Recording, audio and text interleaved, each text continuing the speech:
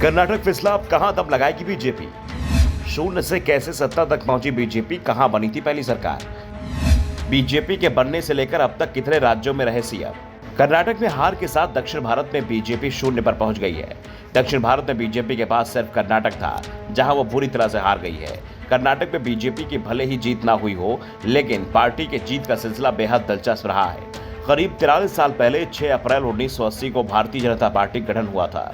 BJP के गठन में उन नेताओं की बड़ी भूमिका थी जो भारतीय जनसंघ में भी महत्वपूर्ण भूमिका में रहते थे।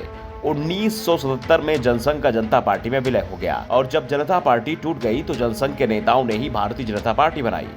वैसे तो जनसंघ ने कई राज्यों में सत्ता हासिल की थी, लेकिन बीजेपी के गठन के बाद पार्टी को सबसे पहले राजस्थान की सत्ता मिली। अब तक बीजेपी के 49 ऐसे नेता हैं जो अलग अलग राज्यों के मुख्यमंत्री रहे हैं।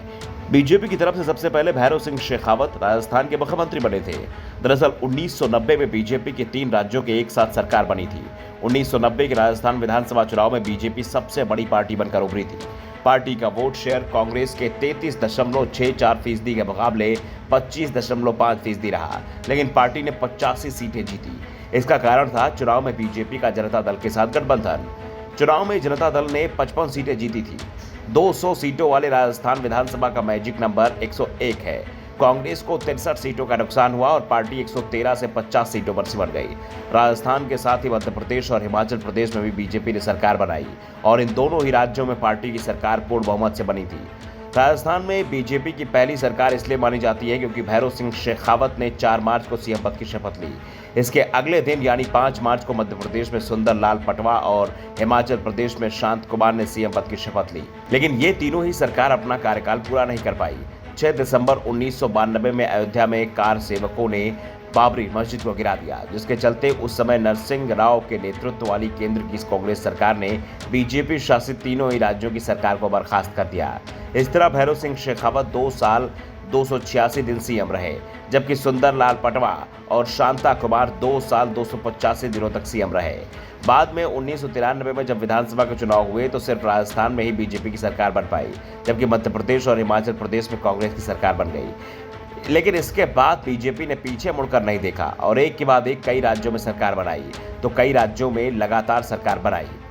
बीजेपी की तरफ से उत्तराखंड में 7 मुख्यमंत्री, गुजरात में 6 मुख्यमंत्री, कर्नाटक, मध्य प्रदेश और उत्तर प्रदेश में 4-4 मुख्यमंत्री और दिल्ली, गोवा, हिमाचल प्रदेश और झारखंड में 3-3 मुख्यमंत्री रहे हैं।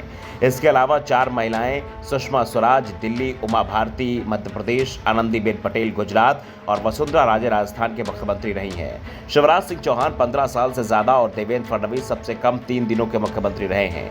बात अगर सबसे लंबे समय तक सत्ता में रहने की हो तो गुजरात में बीजेपी का शासन सबसे लंबे समय से चलता आ रहा है। यहाँ 1998 से बीजेपी लगातार सत्ता में है। 1998 के बाद से बीजेपी गुजरात में लोकसभा और विधानसभा कोई चुनाव नहीं हारी है, जबकि मध्य प्रदेश और छत्तीसगढ़ में पार्टी ने लगातार 15 साल तक शासन किया है।